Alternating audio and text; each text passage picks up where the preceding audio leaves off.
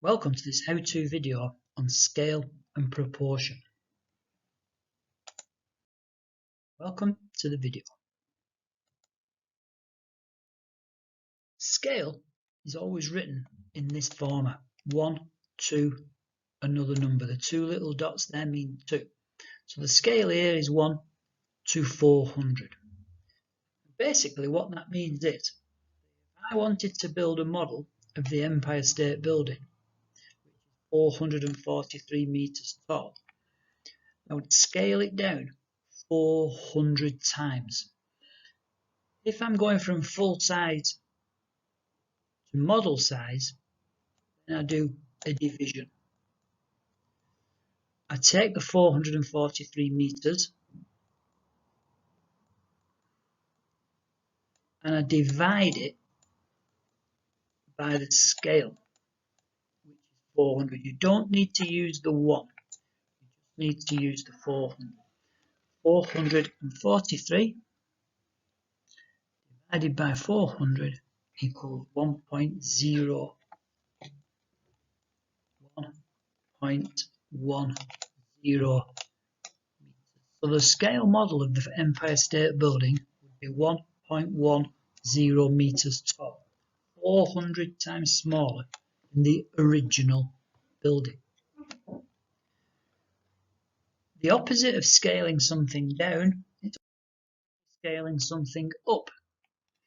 In this instance, I've designed my own car, drawn it on a sheet of A4. There it is, it's 300 millimeters in length. It needs to be built using a scale of 1 to 16 because obviously a car that is 300 millimeters in length is no size for anybody. So I'm going to make the car 16 times bigger in real life. So I take 300 millimeters and I multiply it by the scale. The scale is 16. 300 times 16.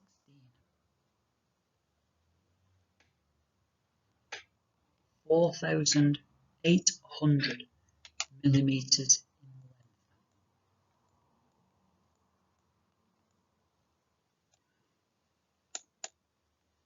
We can then convert that to meters by dividing it by 1,000. 1,000 millimeters in a meter. So in real life, that car will be 4.8 meters long. That's all there is to scale.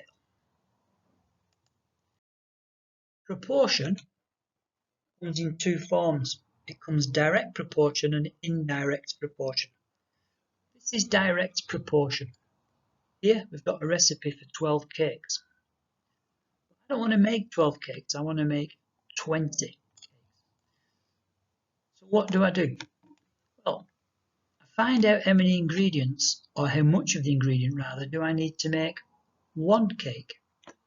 So I take the 150 grams of flour that I need for 12. I divide that by 12, and that tells me that I need 12.5 grams of flour for one cake. I do the same for the sugar. I divide that by 12. I do the same for the margarine. I divide that by 12.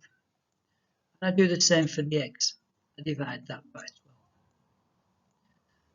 Once I've found out what I need to make one cake, in this instance 12.5 grams of flour, I can then very, very easily work out how much I need for 20 cakes in this instance, because I take the 12.5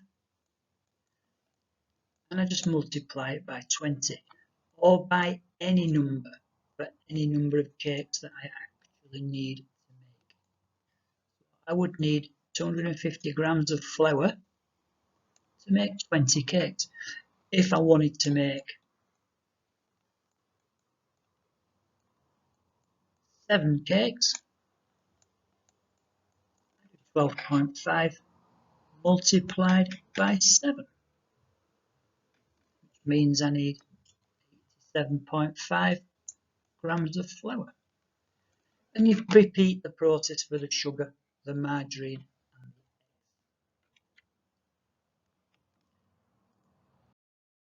For indirect proportion, we get a question that looks a little bit like this. If it takes 3 builders 5 hours to build a brick wall, how long would it take 2 builders?